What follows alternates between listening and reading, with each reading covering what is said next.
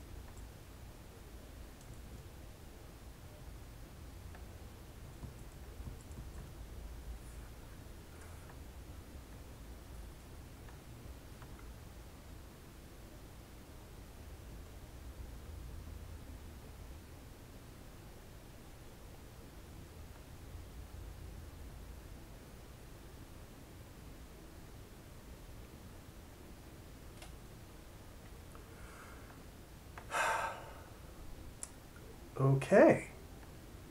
It looks like we are online. So, this is Jeremy from jeremy.net, and I am experimenting here, trying my first live stream. So, I have not had time to record the videos that I usually post online, and I thought I would just hop online here and show you a piece that I'm working on and get a little digital work done, because up till now I generally have not really shown much of what I'm doing when I'm doing coloring or digital painting. And this is the banner that I've been posting thumbnails of online. It's going to be my new banner, and it's going to be a new cover for Morningstar Volume 1. I'm going to trying to get this done in time for WonderCon, although I'm getting pretty close to the deadline here, so I'm not sure whether I will make it in time, but I'm still going to keep working on it regardless. So, let's see here. I'm not really going to have any commentary while I'm going on. I'm trying to figure out how to get the chat running at the same time while I'm doing this, and if so, if anyone has any questions, then I will chime in and answer them. But other than that, I'm really just going to be drawing here. So no running commentary, no soundtrack or anything. I'm just going to get to work here.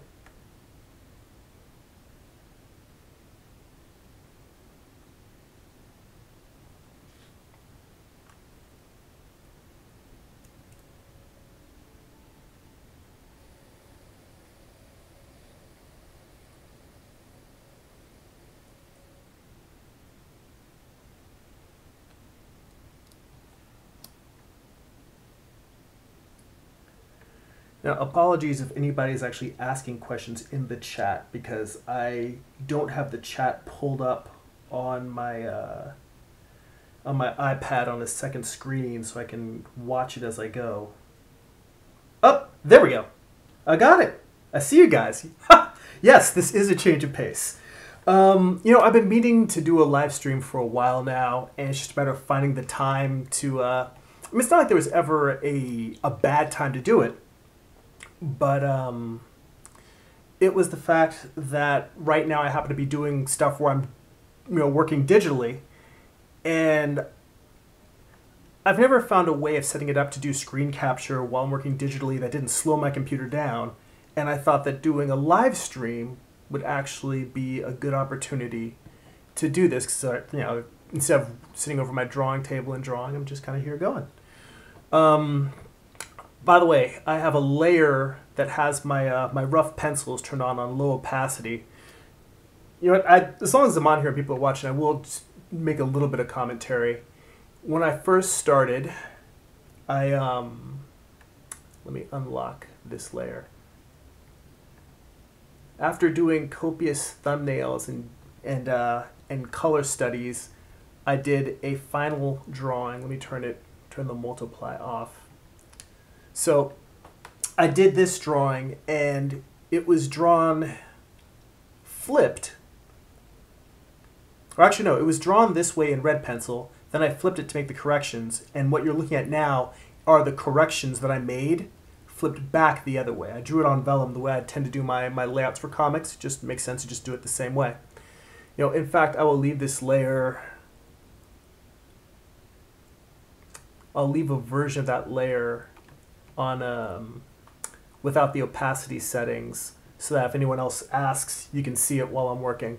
But right now, as I've been going, I've been working with it on multiply and drop down to 40%.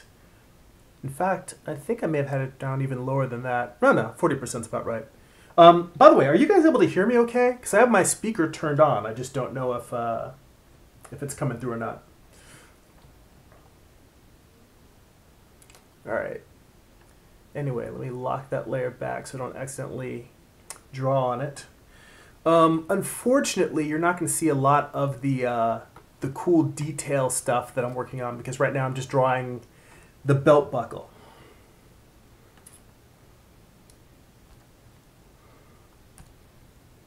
Let's see here. Turn that up.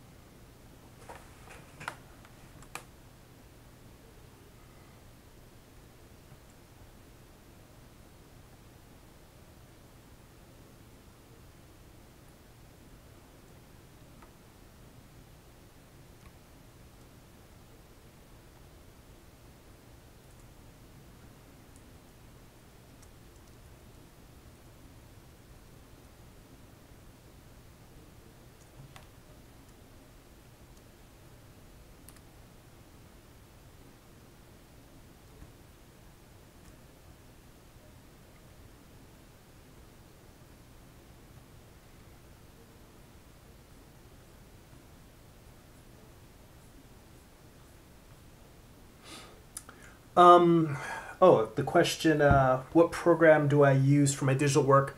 Well, I work in Photoshop, but because I really don't feel like paying the ongoing rates for Photoshop Creative Cloud, I'm using CS5. So I had originally, when I first bought my own copy of Photoshop, I had started with CS2, and then the last one I upgraded to was CS5, and I've been using that pretty much ever since. And I don't really have any problems opening files from later versions of Photoshop. Now with Illustrator, that's a whole different story. Illustrator is much more fussy in terms of like opening newer versions with an older version of the software. And I do own Manga Studio. It has come widely recommended to people. I own it. I have it. I just simply haven't spent much time working on it. Working with it. And really that just comes down to the comfort level that I have with Photoshop from using it for years. And I don't think that Manga Studio or Clip Studio Paint, whatever they're calling it now, I don't think that the learning curve is significant at all. It really is just a matter of I've been using, sticking with Photoshop because I'm comfortable with it. At some point I probably will switch over and start using it, just because it's stupid for me to have bought the software and not spend any time using it. Enough people have recommended it to me, and I know they do the annual sales, or a couple of times a year they sell it. So just the last time that went on sale, I picked up a copy.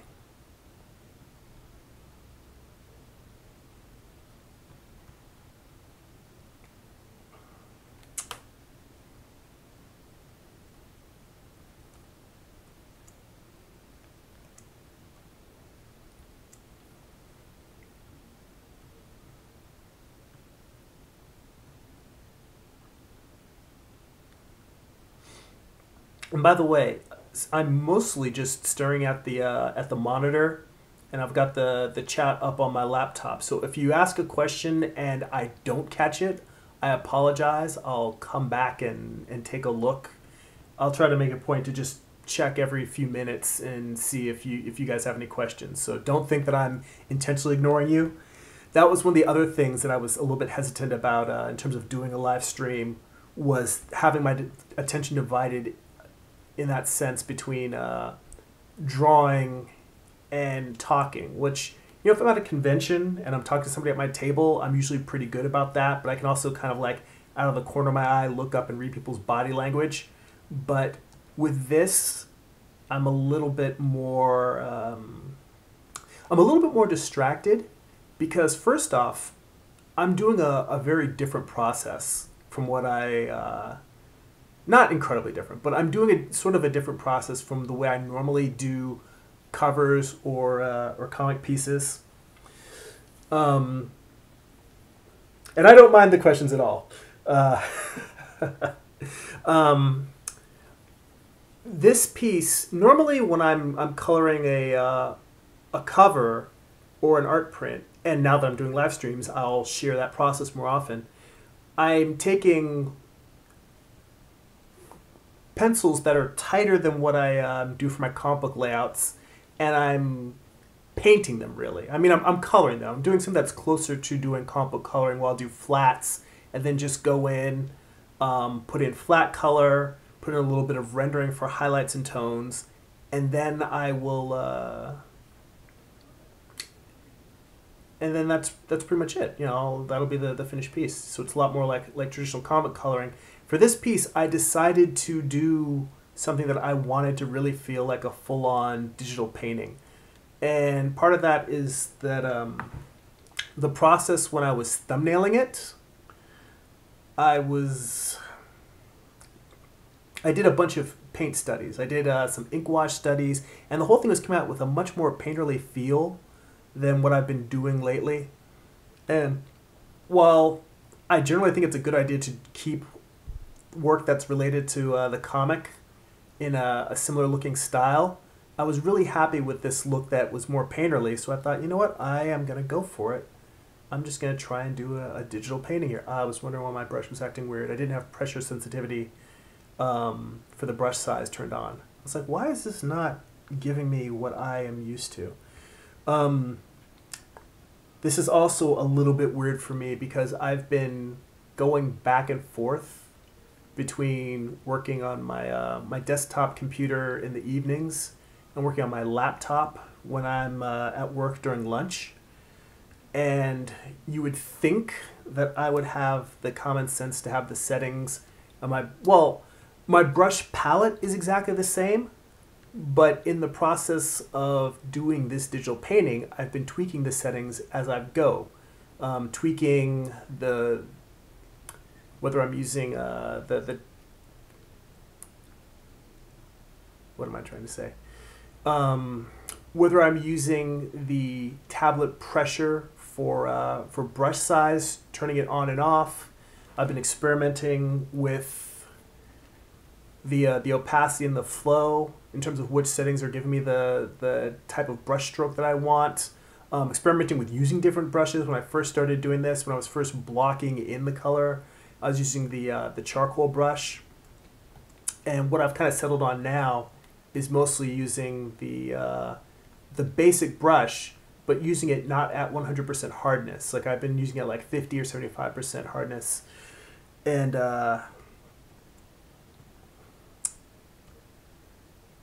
that's been giving me a line that's kind of, it feels like more of a pencil line. So it's not, well, it's in between. In fact, it's a lot like a pastel line because it's not as hard as an ink line, but it's not an airbrush line either. And that seems to be giving me results I feel comfortable drawing with.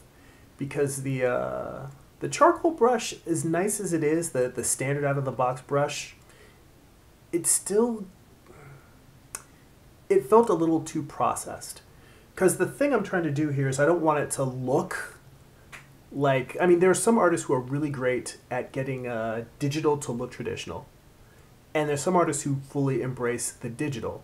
And I am probably more on the side of embracing the digital. Like, I'm not trying to make it look like something other than what it is.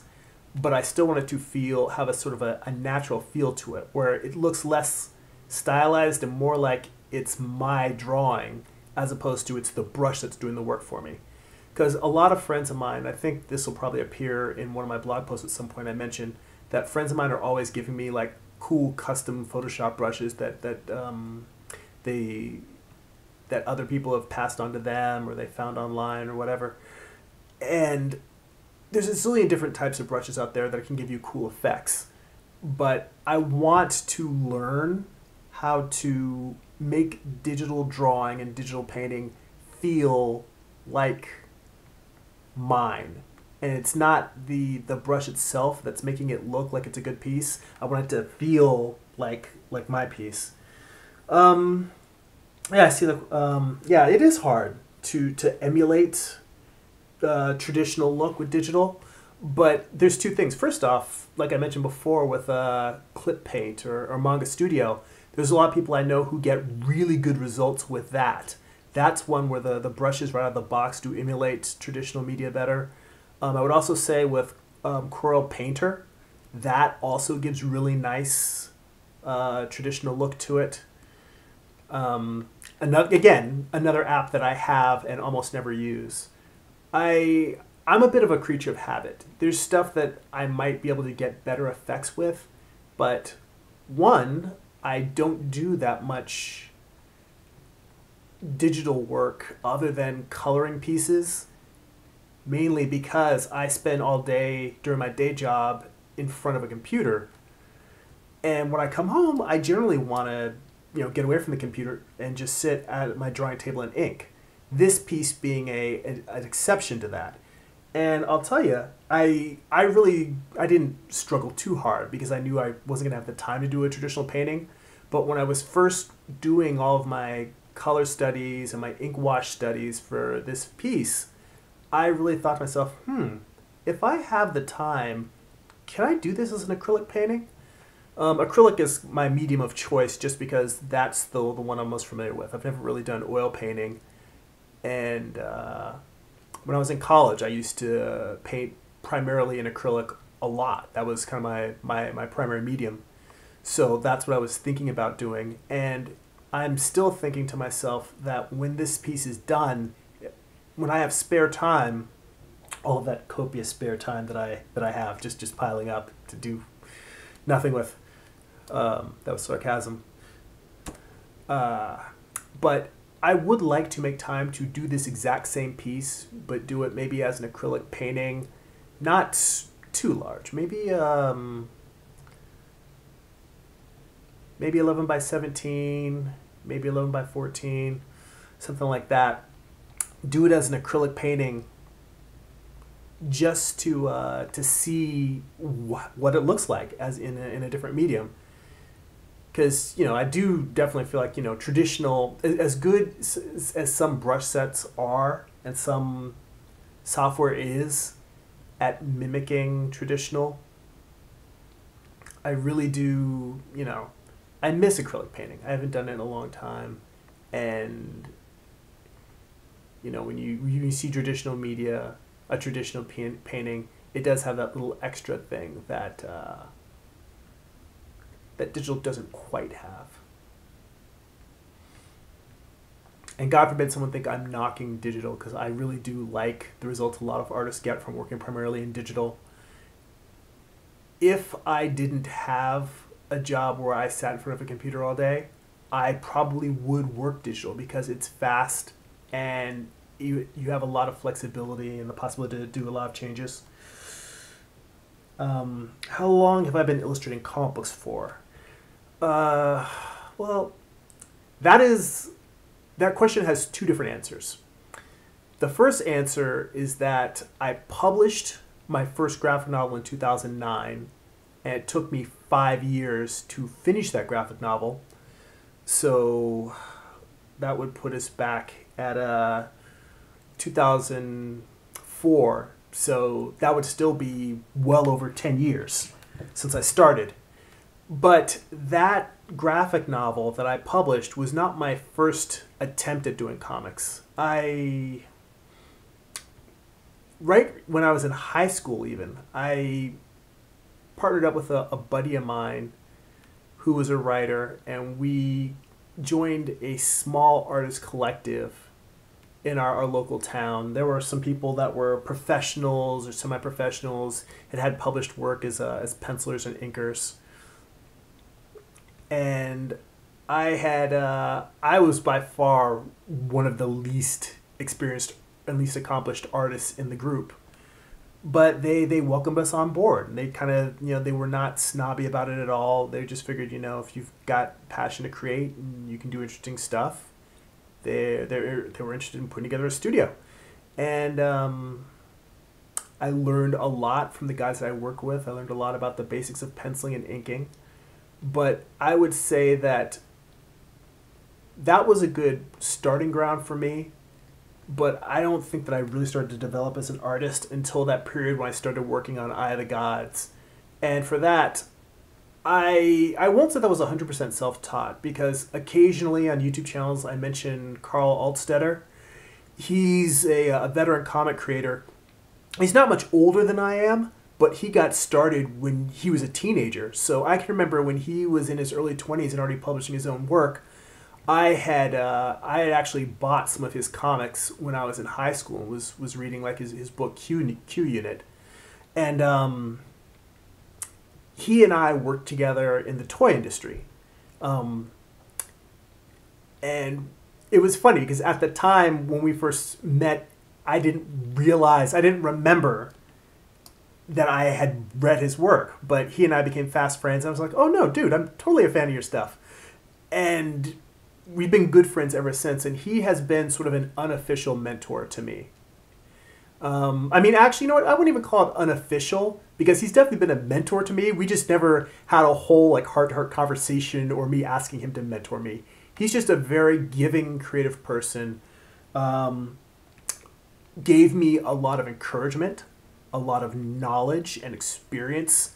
Tried to show me a lot of different tips and tricks, which I was very stubborn and hard-headed. Like most of the stuff that he has shown me, he's shown me 10 times, and after about and when we get to the 11th time, that's finally when I'm like, okay, yeah, I see why you told me to do this, and I start doing it. Like, for instance, flipping your drawings was something that he told me probably right from the get-go.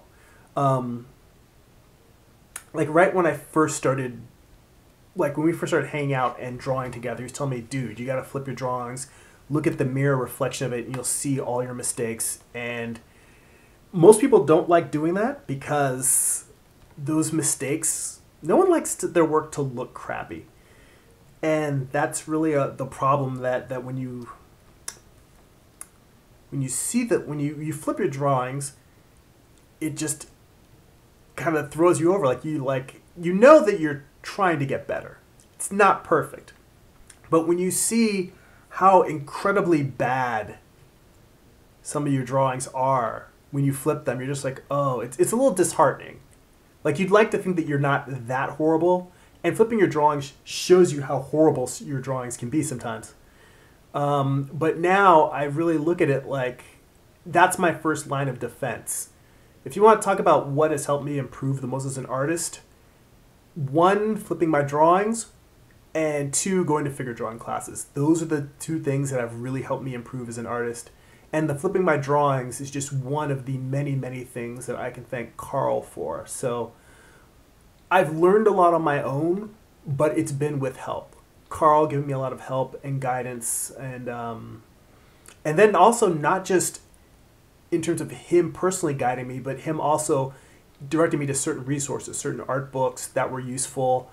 I think he might have been the one who turned me on to Andrew Loomis.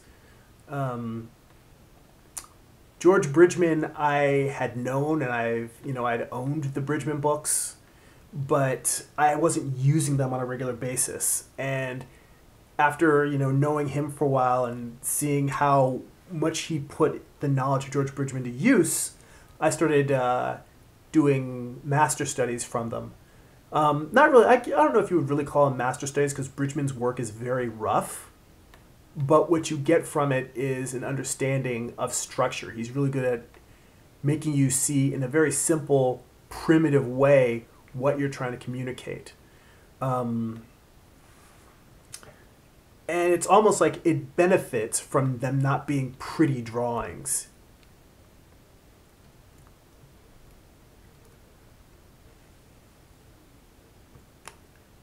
Let's see here, I'm trying to decide whether I want this shadow on this or not, because these are still pretty rough. I should smooth them out a little bit, but I don't know if I want that kind of detail or a hard shadow under there. You know what? It actually probably would, being in the shadows, have a little bit of a cast shadow there. I'm probably going to erase a bit of it on the other side so it doesn't feel so much like it has an outline to it. That's one of the big challenges for me in terms of doing this digital painting is I said, all right, normally when I'm drawing, I rely very heavily on line. I mean, I rely primarily on line. I do, black and white ink work.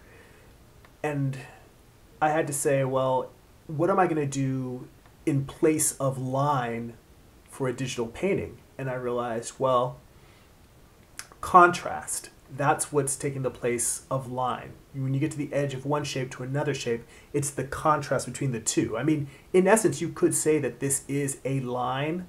It's an edge. It's the definition between two different tones. And there's places where I'm intentionally going to go back and soften it. Like in here, I've been going back and forth because these are a little bit sloppy. But what I need to do, this is what I meant when I said that I've been messing around with my settings and changing them a bit and dropping the hardness down from 50 to 20 to make it a little bit more airbrushy. And I'm also wondering if I should turn off, well, I can easily just get the effect I want if I turn off the brush size. Let me drop the, not the opacity, but let me drop the flow down super low, down to 10. And with that, it might give me, because I don't really want a full-on airbrushed look. What I'm trying to do, I think that the comment I made earlier about pastels is really what I'm going for. Because I know a lot of artists who will block a lot of this stuff in and then just go in with the blend tool and just really blend their tones together. And I don't have anything against that. I'm just trying to find what feels like a comfortable workflow for me. I find that when I use the blend tool, my machine lags a little bit because it's not the most powerful. I'm working on an iMac, and it's an older iMac, and my laptop is even worse. It's just an old hold together with chewing gum and fishing wire machine. In fact, my laptop can't even, I can't run Google Drive on it because I can't update to it's so old I can't update to the current Mac OS. And because of that, Google Drive, I can still log on to Google Drive and upload files if I need to move them around between my laptop and other things. But generally speaking, it's an archaic machine, and I'm going to have to replace it eventually. But it still will run Photoshop, and that's really pretty much all I use it for. Is just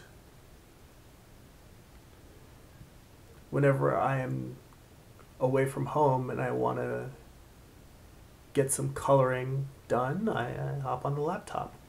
Yeah, so this is giving me the effect I want without switching full on to the airbrush tool. And again, I don't have anything against the airbrush tool. I've spent many hours with the airbrush tool. It's an old friend. But I'm trying to find that look that's something between hard edges and soft edges. And part of that's also because being somebody who hasn't been doing much traditional painting for a while, when I listen to different YouTube channels of artists talking about the paint process, a lot of people are trying to do lost edges and found edges, hard and soft edges. I'm trying to find this nice happy medium because there's a lot of hard edges even in here. In fact, for a lot of this, even though I said I was going for a painterly look, this is really just me drawing in values instead of drawing in instead of drawing with black and white ink. I'm just using multiple values, but this looks closer to sort of my style of working in ink drawings than it does a painting. But it's just the fact that there's all these different values in there make it feel more painterly. And when I'm done, American Swordfish, hello, welcome to the chat, welcome to the live stream. But what was I saying? Yeah, so this style is a lot more like my traditional drawing style, and but I'm just working with a lot of different values. When I get done with the whole thing and I've worked out, really, once I've already, the face I consider done, along with the gun, the hands, the upper part of the coat. Once I finish the belt and the rest of this coat, I'm probably going to put a little bit of detail into the wings and the feathers right around the wings. And then once you get probably about like outside of the areas that are close to them, I'm going to have it kind of blur into slightly more detail than the wings are now. But I'm going to try and make it so that everything other than what's right in the face and the area surrounding it is less and less detailed and more blurry, so that it'll kind of help visually focus your attention. It's one of the things, oh, well, that was how I got talking about edges, hard edges and soft edges. Hard edges definitely create a sense of contrast. It's a sharp change in value.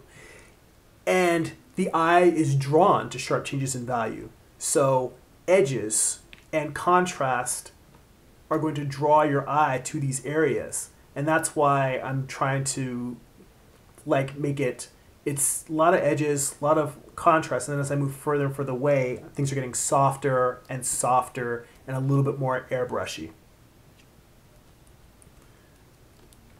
All right, I spent all that time actually moving the cursor, but not actually painting, just talking. A lot of gabbing going on. Let me get in here and keep drawing.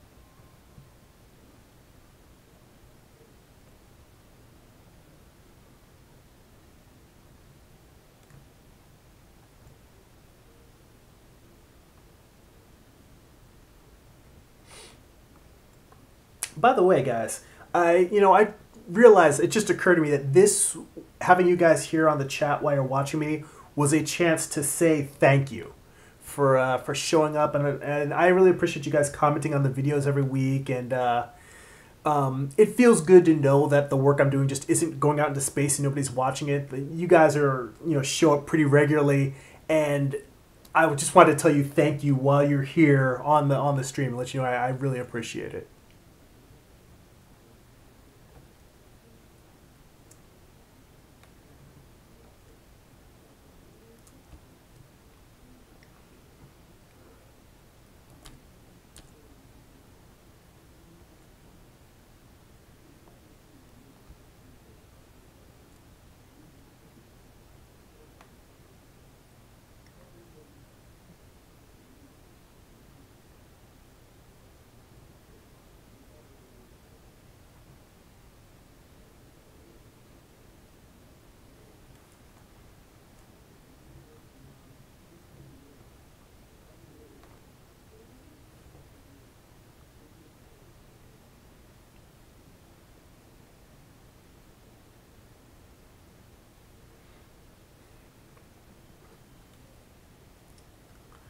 I'm glad to hear that that my Instagram inspired you to study anatomy. One of the whole reasons why I started posting all of those anatomy studies online is because I think a lot of artists get frustrated that we can't do the work that we want to do as well as we'd like. And then when you actually try to go and study anatomy, it can be frustrating because it's difficult, but I don't like to say it's hard like, oh, it's hard work. I don't look at it as a grind. I look at it like going to the gym. Going to the gym can, you can bust your ass and it hurts sometimes, but when you're done with a good workout, you feel great and you're like, wow, I'm energized, I'm motivated. For me, figure drawing is a lot of the same way, where I still feel like I have a lot to learn as an artist. But the time that you put into figure drawing and studying anatomy, it pays off in a way that you don't realize it right when you start. I mean, sometimes people think, well, either you have talent or you don't. And I am definitely of a believer that talent is real, but it doesn't. Talent won't take you as far as determination and practice and showing up. And I think that that's where sharing the figure drawings, I wanted people to see, well, what abilities I do have. You know, I spend a lot of time going to figure drawing class every week. And I wish that someone had told me when I was younger that I should just start taking figure drawing classes and never stop. Because now as long as I am able to get to class, I will continue taking figure drawing classes until the day I die. I feel like it's part of my process. When I don't do it, I feel my work slipping a little bit. And I don't look at it as a negative. I really, really enjoy it. I enjoy the process of learning, and I enjoy the process of challenging myself to figure out how to draw better. Let's see. More videos about sequential art. Is that what the question is? American Swordfish?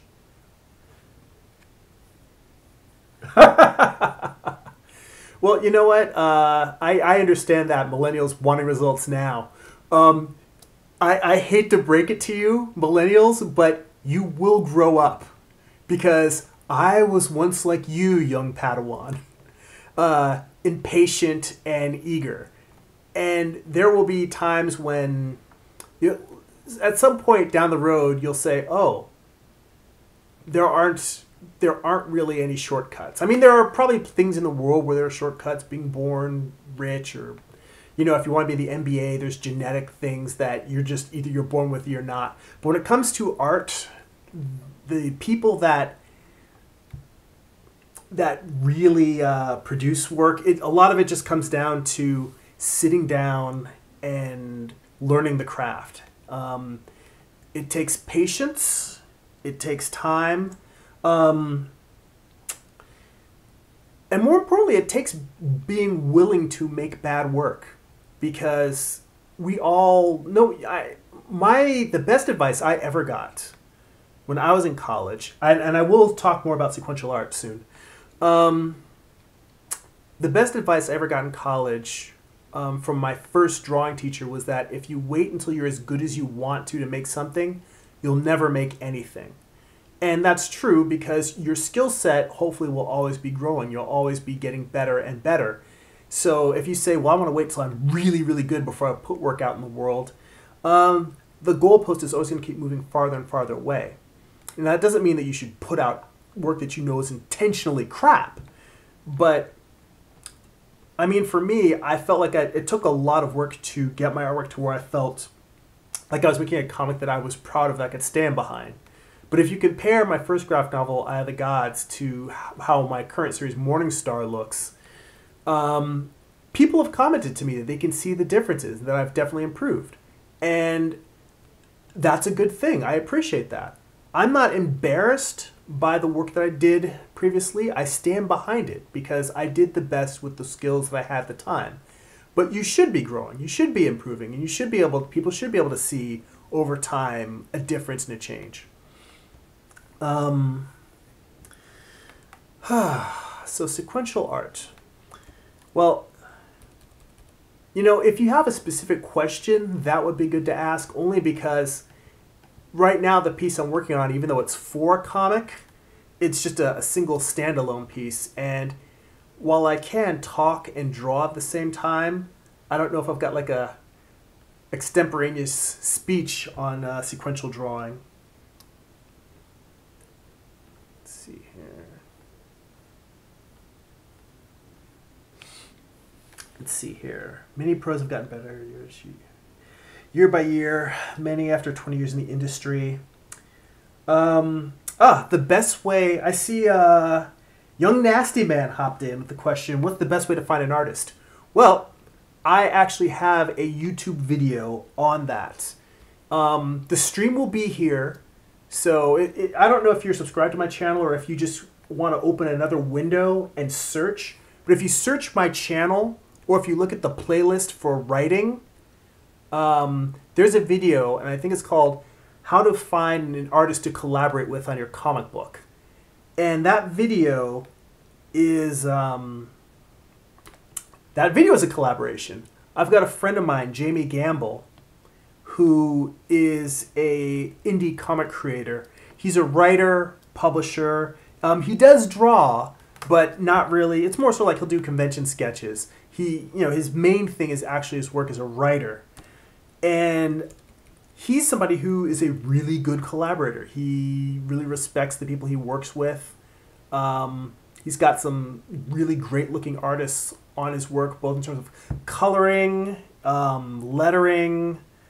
I can't remember if he does his own lettering or whether it's a mix, whether he's done some and then had other people done some. But his pencil and ink artists, his colorists, the whole thing, his books look great. And so I told him that people ask me all the time, well, how do I find somebody to collaborate with? And I'm not the best person to ask because, one, the projects I have going on are long term, so I know that I'm not really going to have time to work on any collaborations. And two, I'm a little bit of a control freak, and because of that, I'm like, I really don't want to inflict that on anyone else, so I mostly just do my own stuff. But I recognize the strength and the power of collaborating, and I know there's a lot of artists out there who are really talented but don't necessarily have the story ideas that they want to tell, and there's also a lot of writers that have great ideas and are looking for an artist to draw them. So I would look for that video, and it's easier to just watch that than for me to try and remember everything that we said. But I've got some tips in there for places to meet artists online, as well as going to conventions and meeting them. Let's see here. Oh yeah, American Swordfish. Yeah, basic mistakes we need to avoid in sequential art. Well, that's interesting. I can give you probably a few different things to look out for, but I find it's actually not a bad thing to make mistakes. Mistakes are how we learn, and I think a lot of people don't learn as quickly as they could learn if they just said, you know what, I'm not going to do everything perfect. Let me just dive in and try and see what happens. I really encourage people to learn by trial and error, specifically because there's things that worked for me that may not work for you. And there are things that you may never try, because I say, hey, this is a bad idea, don't do that. And it might be that you might be that 1 in a million person for whom it's perfect, or it might be the only way you can work. So I am very much a believer in the customization of the creative process to the individual. That said, let me see, what are some generalities? Well, clarity of storytelling is probably the biggest. And let me try and think of a good way to describe it. Well, one of the things that people talk about is the 180-degree rule. And that's the idea that you don't want to have a character facing one way in one panel, or have a character that's standing on the left hand of a figure on one panel, and then you turn to the next page and they're on the right side, like they magically just moved over to the other side of them. Or let's say you're looking at the left side of a character's face, and then the next panel you're looking at the right side of their face. There's exceptions to that rule. For instance, it's a classic storytelling technique to show what a character is looking at, and then you turn to a reaction shot. So you're literally flipping the camera 180 degrees. That's where the 180-degree rule comes from. It's like, you imagine if there's a camera, and if it's facing one way, you never want to turn it more than 180 degrees, because any more than that, and the reader can get a little bit confused as to what's going on where. There's a lot about just keeping storytelling from being confusing that is important to know, but it's hard to describe those things without giving specific examples. Something that I find is useful is trying to lead the eye through the story Not necessarily. Some people do it compositionally, where they have it so that objects in the panel will point to the next frame. And I believe that that is a good technique. I haven't mastered it. What I try to do is I try to make an element from one panel appear in the next. For instance, like even, let's say that in this image, let me flip it back, reset the view here. Let's say that this piece was an individual comic book panel, and you've got Lucifer standing with a flame behind him, holding his gun. In the next panel, let's say the next panel, he drops his gun to his side, or he sits it down on a rock. See, this is actually not necessarily a good example using Lucifer, because you've got this flame here in the background. But let's say that the next panel is a cutaway. Like you're transitioning to some other scene. Maybe you've got a character standing a few, not necessarily a few miles away, but let's say another character is just over the hill, or they're in a forest away from Lucifer. Maybe you could see the light from the pentagram in the background of that scene. Or maybe the next panel, you're close up to this pentagram, and you're seeing what's behind the flames on the other side. You're seeing somebody in, let's say there's a forest behind this, and you're seeing past the flames into someone's face being lit up by firelight. The point is that I try to make some object that's in this panel, not necessarily the focal point of it, but I try to have some object from this panel appear in the background of the next panel, and then have something that's in the background of the next panel appear, or something that's in the foreground of that panel appear in the background of the next, or whatever it is. I'll try to just make sure that there's some sort of transitional visual link from panel to panel to panel, so that you realize you're following something. Let's see. What skills did I need to improve when I started making comics? Beaver edits. Let's see. Well, that is a good question. I really, really needed to improve my basic draftsmanship. I don't know if you heard me talking earlier about anatomy and figure drawing, but I very, very much, I feel like my anatomy is coming along. I still am not a master draftsman. A lot of times when people ask me anatomy questions, I will do my best to answer them, but sometimes I'll just direct them to YouTube channels like Proco or some other artists that are much better at explaining or teaching the things that people are asking me about. I still feel like I'm trying to learn a lot, but I would say I had to learn about pacing, trying to figure out how much and how little I could tell in an individual page and panel. And that's one of those things that, again, you learn by experience, by trial and error, I should say. Experience sounds a little too vague. Trial and error specifically, that's something that I would say is consistent in my life creatively, is I just try shit and see whether it works or whether it doesn't. But when it doesn't work, which more often than not, there's a lot of stuff I try that does not work, but I try to look at it with an analytical eye and say, all right, what about this failed? What about it succeeded? What made me think it was a good idea? What was the effect I was trying to go for? What are some other ways to get me there?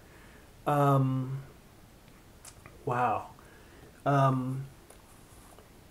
If I think back, there are so many things. I'll move on to some of the other questions in the chat too shortly, but I'm still trying to think about this because I'm trying to think back. When I first started, I'm trying to think of mistakes that I made when I was drawing Eye of the Gods, because that was the first time that I did a completed long-form comic book project. That was the first time I started flipping my drawings. So that was one, if you didn't hear those comments, flipping your drawings, which, let me save real quick. I just realized this whole time I've been drawing and I haven't been saving really, really bad. Normally I have like a save reflex. I do it instinctively as I go. But you guys are so captivating with your great questions that Indigo Born. I'm sorry. I don't want to keep you up too late. I promise you that this is not the last time I'll do a live stream. This is my first live stream, so I'm glad you're witnessing it. But A, it's going to be recorded. It should be saved to my channel so you can watch it at your leisure whenever you get a chance. And B, I'll do more in the future, I promise. All right. What was I going to say? Oh, yeah, flipping drawings. So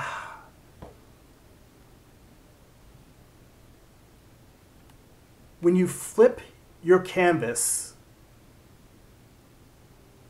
you look at the mirror image and you look at what jumps out at you, what doesn't feel right. On this one, I don't really feel the need to touch up anything at this point, other than I'm probably gonna mess with the contrast between the hand and the part of the coat that's in here. But in terms of making corrections, I did a lot of that in the drawing stage. The whole point of this, for people who haven't seen my a lot of my drawing videos before, the red pencil is me originally sketching out and drawing this piece on vellum, which is it's like a thick tracing paper. It's like the thickness of normal copy paper, but it's as transparent as tracing paper. So I'll draw it in red pencil. Then what I will do is I will flip that over, and now I can see through the paper, and I can see the red pencil drawing underneath. And what I will do is the graphite is me making corrections on that rough sketch. So what you're looking at right now, this is the finished drawing after I made my corrections. Then I flipped it back. Let me let me just, you know what, it's easier just to, I'll flip it back.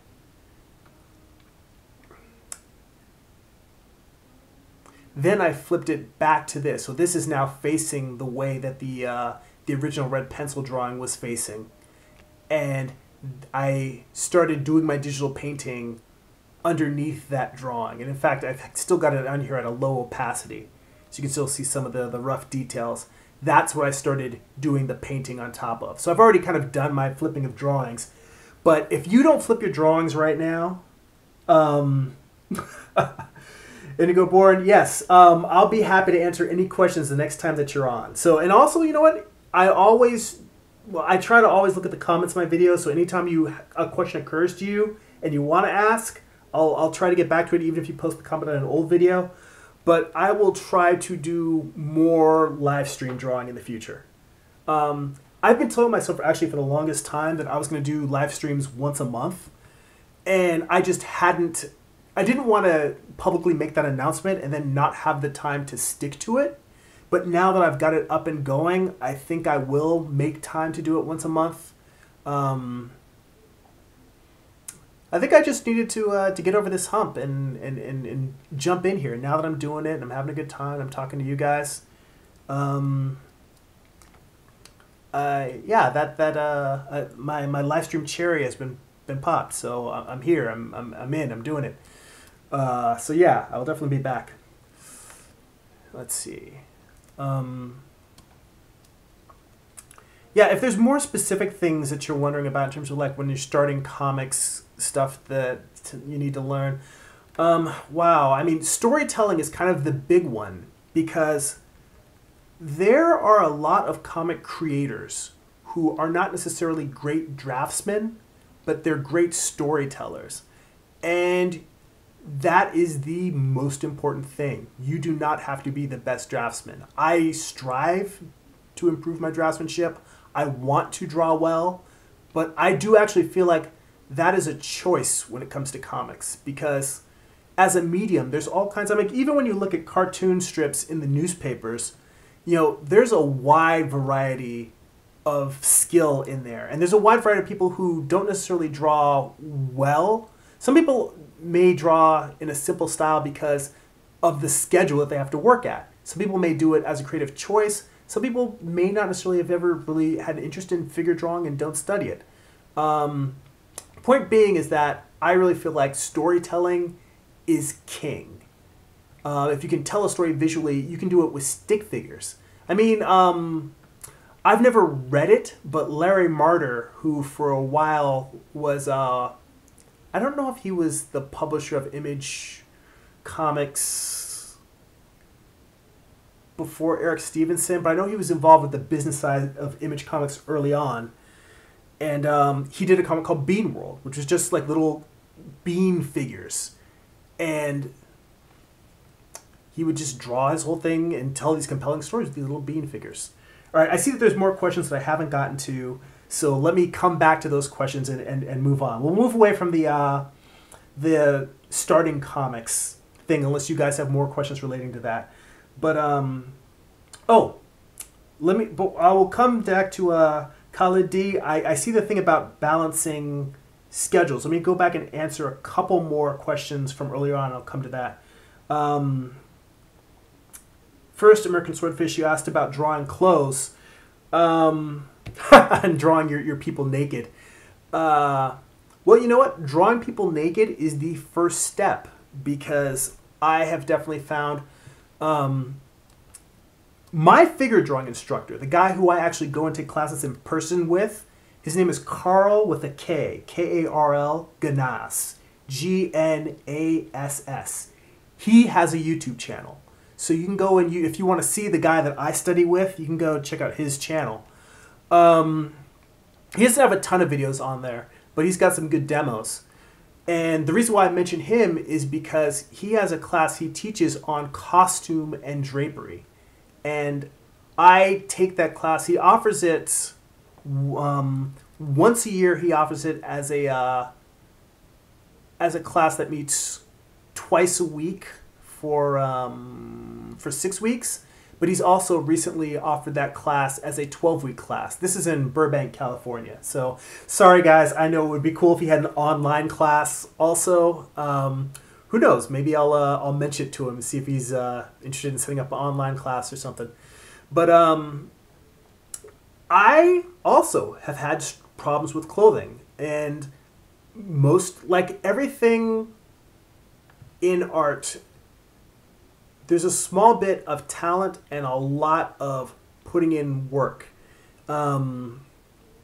So learning how to draw clothed figures was something that I had to take a class and work really hard at. But the fact that you draw nude figures already, that's a good start, because the point is that you have to really understand what the human body is doing underneath the clothes in order to convincingly put clothes around a figure. Otherwise, they just become like an amorphous blob or a shape. And I mean, Batman looks really cool as a big, dark,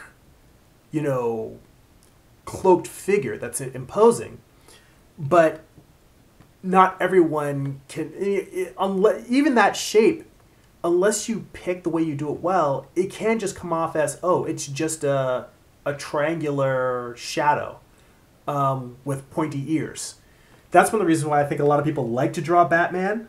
And hey, Mr. J, you took Carl Gnass's CGMA class. Cool. Yeah, he's a great guy. I love taking his class in person. I take classes at the Animation Guild in Burbank, and all of the instructors there are great. But I've really enjoyed studying with Carl for a number of years. He's probably, after Carl Altstetter, I wouldn't say that Carl Gnass is a mentor. He's a teacher, but I don't think that I've I definitely feel like he's mentored me in the sense that he has shared a lot of his knowledge, and I've continued to come back and stay with him over and over again. I would say that we have very much a teacher-student relationship. I come and I keep coming back because I have so much to learn, and I've learned a lot, and he continues to share with me. But I'm also at the point now where I've learned that he's said this many times, that he doesn't hide any secrets from his students. He doesn't want to. It's not like he's something where I'll teach you the basics, but down the road you'll learn the real ways to draw. He sits there and he teaches you everything he knows, but he can't force you to go out and do the work. You have to do it on your own. And a lot of the questions I have now aren't necessarily things that, more often than not, the questions I have are questions that I know what he would tell me, which is, get out your anatomy books, research it, look at old masters, study. And I would say that the most important thing that I've learned from Carl Ganas is how to study. He doesn't necessarily, he teaches you how to draw, but more importantly, he teaches you how to learn things about art that you don't already learn, that you don't already know. He wants his students to be autodidacts, meaning self-taught, meaning you go out and it's not just having some, it's not like he's against other people, taking classes from other people. He definitely is pro-learning in all its forms. But a big part of what I took away from him is him showing me how to take a creative problem and first off, put a name to it. Say, what is it that I don't know? What is it I'm trying to do? And then how to systematically figure it out. That's super important. I mean, a lot of the times when I post the figure drawings videos where I go through and I point out what drawings I am going to post for my blog and what I'm not going to post, when I talk about the things that I like and don't like and why I'm not going to post a video, a big part of that is to show you that, first off, it's okay to do bad drawings. A lot of times you have to do bad drawings in order to figure out what's good. Or you may have to draw the same thing poorly 10 different times so that you can make that 11th drawing that kicks ass. But that ability to... It's one thing to be able to take direction when someone says, do this instead of that. But to be able to look at your own work, to be able to not just say, oh, it's not good enough, but to actually look at it and say, I can identify the problem. Here are some possible solutions. Let me try this solution. Oh, that didn't work. Let me try another solution. Oh, the solutions I've been trying don't work. Are there some people who do this well that this thing that I'm not doing? And going to research those other artists and figuring out the problem. To really look at it with a problem-solving eye, like to look at art more like it's a puzzle to be solved. Like, I don't get mad at bad drawings anymore. A bad drawing is just a puzzle to be solved. It's a game to me now. I just want to learn and work at it, and I really enjoy it. So, and having that attitude is really healthy because it keeps you from beating up on yourself. I mentioned that the video I had on how to improve without beating yourself up. That's a really important thing because just being mad that your art isn't good enough, it can destroy your creativity. It can destroy your passion for art. And that doesn't help anybody. It's okay to not be as good as you want to be. But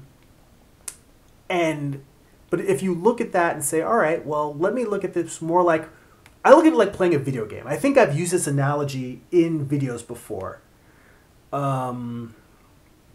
And I see if there's more questions. I'll move on. I know I'm a bit rambly, and I apologize for that. That's the downside of talking to me while I'm drawing. The upside, I can talk while I'm drawing, but I'll either start drawing like crap and not making any sense. I mean, not making sense in the drawing, or I'll be much more rambly than usual. But the analogy of a video game. When you're playing a game and you have that level that you can't beat, you don't just say, well, screw it, I suck, I'm horrible, I'm just going to give up on video games. No, you sit there, you buckle down, you're like, I'm going to play this game until 2 in the morning until I beat it. And then when you beat it, you're like, yes! And you're super excited. And then you're like, all right, fine, I can go to sleep. But let me just get a peek at this next level. That's how I look at the challenges and the difficulties of art. So when you're drawing stuff and it's not coming out well, instead of just being mad at yourself, think of it like it's a video game level you're trying to beat. The gamification of the art process is really great for cutting yourself some slack about trying to get better. So I hope that's helpful. Let me see. All right, some more questions. Okay, Khalid D. I'm sorry it took so long to get back to that. How do I find time to balance learning everything, environments, perspective, anatomy? There is so much to learn. Well, you know what? You're right. I actually am not as balanced as I would like to be in terms of learning all the things I want to learn.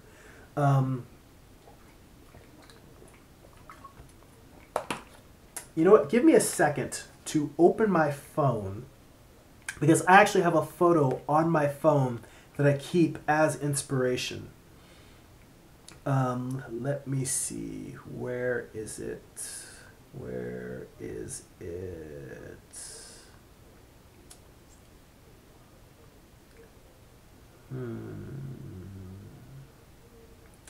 Scrolling through here. I'm going to be bummed out if I can't find it because I don't want to waste your guys' time looking at some cockamamie crap trying to look up stuff. But if I can find it, I will... Ah! I found it. All right. So the list I'm about to read to you is written in Sharpie on the drawing board that I take to figure drawing class. And it's a list of things that I want to work on, that I need to improve on. Drapery, environment, anatomy with joints in parentheses, because joints are very challenging and they're very, very important. I'll come back to that in a sec. Structure, mass, and volume, trying to make things feel three-dimensional. Gesture, drawing fast and light, meaning as opposed to being heavy-handed, being able to draw.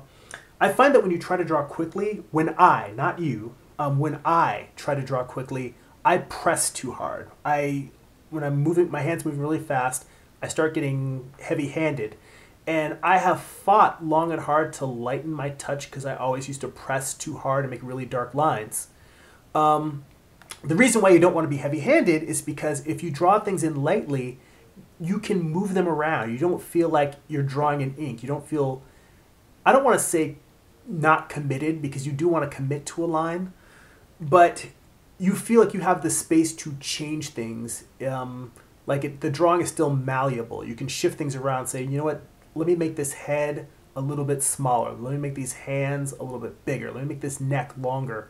That's where drawing lightly is advantageous because you feel like you have room to change things. Let me see. Oh, what else was on here? Drawing animals. Drawing animals is on my list of things to improve. Old masters and art history. Now, old masters meaning doing master studies, drawing, from the old masters, but also, even though it's not a drawing thing per se, I don't know nearly as much about art history as I should.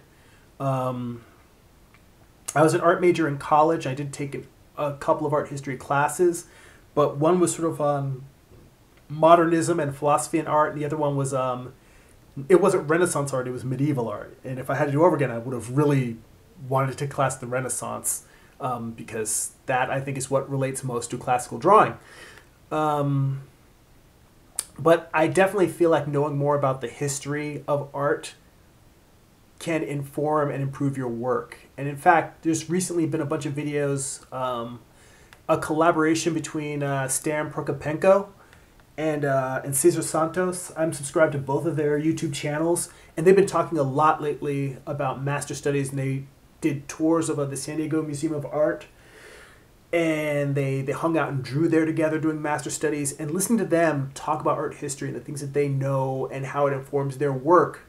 Knowing the history of art and knowing the history of draftsmanship can inform the types of, the way that you study, the artists that you choose to study, like knowing historically some of the great draftsmen that I've never come across.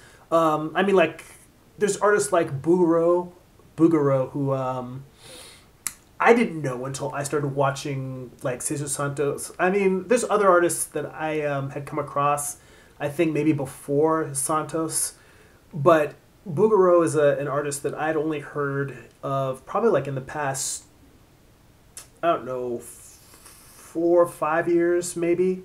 He's a guy who I probably should, if somebody had shown me his work when I was in college, I would have just said, well, I'm just going to study this guy because this guy seems like he can draw and paint just about anything and make it look beautiful and warm, and it's like, it's not necessarily like he's painting realism, it's like it's a storybook come to life. imagine an even better draftsman. Like, imagine Maxfield Parrish, but better. Like, Maxfield Parrish meets Michelangelo. That's probably how I describe Bouguereau. All right, let me. To wrap up, there isn't enough time for me to learn all the things that I want to learn. I take figure drawing classes once a week, and that's a non-starter unless I've got like family stuff, or I've got a convention or something. I've got figure drawing classes once a week, usually on Monday nights. On top of that, I will try at least once a month to take drawings from class that didn't come out well and do studies where I sit down and I redraw those drawings to try and learn from them and figure out what I did wrong. And I share those. Those I have been recording and sharing with you. They're on my YouTube channel under figure drawing, I think. I've got books that I've bought on drawing animals and spent time doing animal studies. I have some friends from figure drawing class that go to the LA Zoo every once in a while. I've gone with them a couple of times. We've also taken trips to the LA County Museum of Natural History, which that's another thing. Here's a great tip for you guys. If you are trying to learn how to draw animals, the thing about drawing animals at the zoo is that living animals do not hold still. They are more difficult to draw, and you kind of have to have a good sense of anatomy already, or you can maybe have a couple of different drawings of the same animal going at once so that as they move around their enclosures, you can say, all right, I'm going to draw this one. And then they're kind of in the same position over here, or they're turned that way, and you can kind of work on a few different pieces. But the Natural History Museum thing is, it's taxidermy. They are stuffed animals, well preserved. That is sad. I would rather be drawing living animals, but a natural history museum is a great resource for being able to see animals well preserved and not moving. So go there and do some practice drawing at the Natural History Museum. I've been meaning to go back and do that, and I just haven't had time lately. By the way, guys, I just want to give you a heads up that I'm only going to be on for just a few more minutes because I'm going to try and go to bed early tonight because I've been getting up early in the morning before work to work out, which, believe it or not, this ties into the whole how do I find time to do everything, because I really do believe that as well as trying to learn all the things there are in art and be a better artist and actually make comics, taking care of your health is super important. I am in my 40s now, and I was an athlete when I was in college. I was super active, and I'm still active now, but you have to learn to take care. Artists lead a sedentary lifestyle. We sit in a chair for hours and hours on end, and that is so bad for you. Your body just slowly, it's like your arteries harden. It's bad for your back and your posture. There's so many ways in which it's super unhealthy to not be physically active. So along with creating art, you have to take care of yourself, take care of your health. So that means getting enough sleep, getting enough exercise, which is why I will try to burn through the last few questions here before I pack it in for the evening. Let's see. What else do we have? Oh, my full-time gig. Does it still deal with art? My full-time gig, I am a toy designer. I work for a company called Jack's Pacific. The job does involve art, but there's a lot more graphic design than there is illustration. Most of the products that my particular division works with are pre-existing products, but we do a lot of licensed toys. So we'll take the pre-existing products, like for instance we do kids furniture, and let's say that we've got like an Adirondack chair. That's one of the items our company makes. I'll change the product colors to match whatever is in like Spider-Man style guide, and then I'll find existing artwork from the style guides that Marvel provides us, and I will put that artwork in a composition, so it's more graphic designy than it is me drawing stuff. The only time I do get to draw is when we're designing brand new products that haven't existed before, not pre-existing stuff. And that does require drawing, and that's fun, but that's actually a really small portion of my job. I would say only about 10 to 20% of my job involves drawing. It's much more graphic design. And honestly, a lot of it is just sending emails. You'd be surprised how much of the job is emails. It's ridiculous. But you know what? That's how we get stuff done, keeping everyone informed on what we're doing. And let's see, what else here?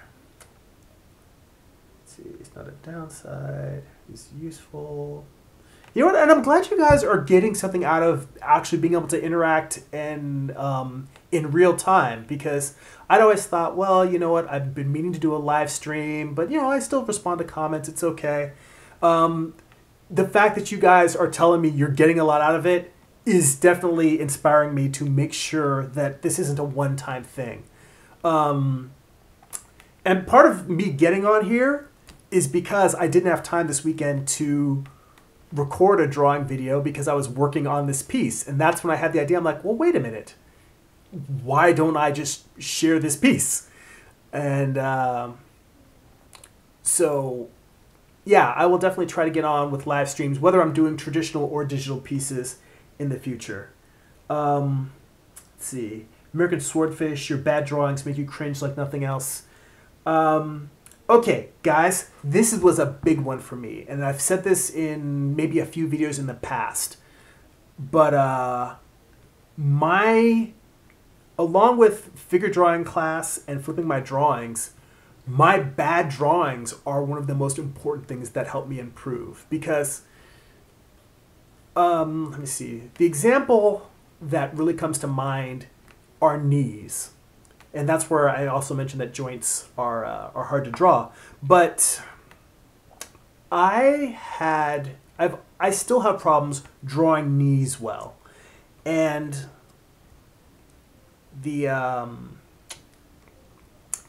figure drawing class I take at the Animation Guild, there was one time where a model took a pose and I drew her knees and it came out horrible. And I was like, all right, well, that's it happens.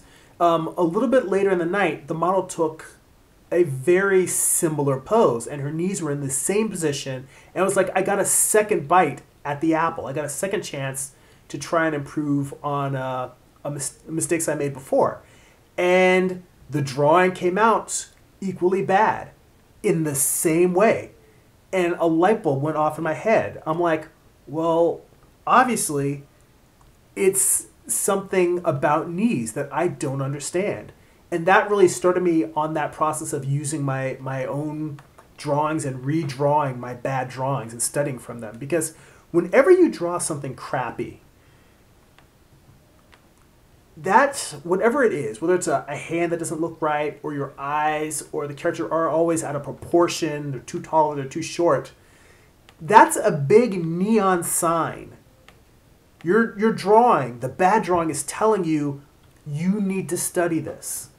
And when I realized that with the knee example, I broke out a bunch of anatomy books, like 2 or 3 different anatomy books. I looked at the bones, around bones of the leg, the upper leg, and the fibia and the tibia, and the kneecap. I looked at the structure. I looked at different anatomy books, looking at the muscles, the way that different artists described it. I looked at Bridgman. I looked at a book called Anatomy for the Artist by Sarah Simblett.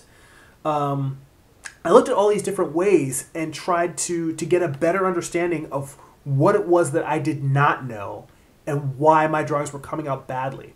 So when you do bad drawings, you may not want to look at them, and you're like, you kind of want to forget that you did it and just say, I just want to do this better. So I'm not going to look at those bad drawings anymore.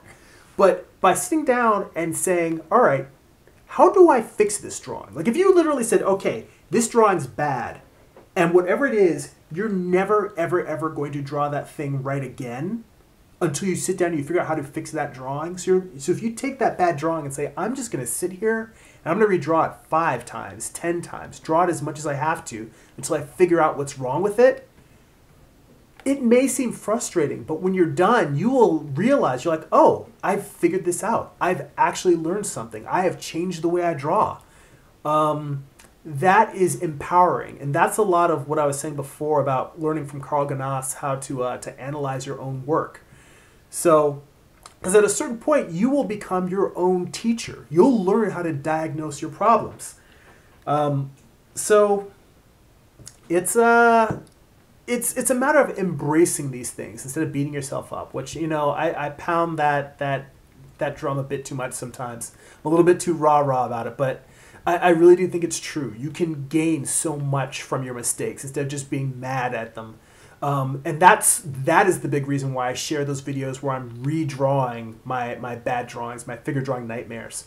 And I cheated you guys out of one of those this month. I didn't do one. So, and depending on how long it takes me to finish this piece, I may have a chance to do one before WonderCon at the end of March. And if not, well, there will be one coming eventually soon. Or maybe I'll do one during a live stream. That's an idea. Yeah, there we go. All right. So on that note, I'm going to wrap it up. Guys, thank you for tuning in, for watching, for hanging out. I really appreciate it. And go be creative.